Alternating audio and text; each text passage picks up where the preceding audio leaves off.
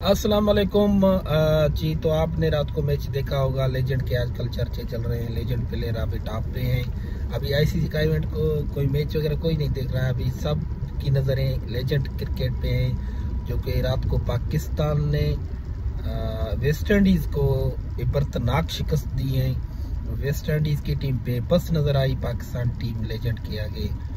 और क्या कमाल की बैटिंग की है कामरान अकमल ने। कामरान अकमल की मैं आपको पहले बताऊं कि 2011 वर्ल्ड कप मुझे अभी तक याद है कि उसकी गलती थी।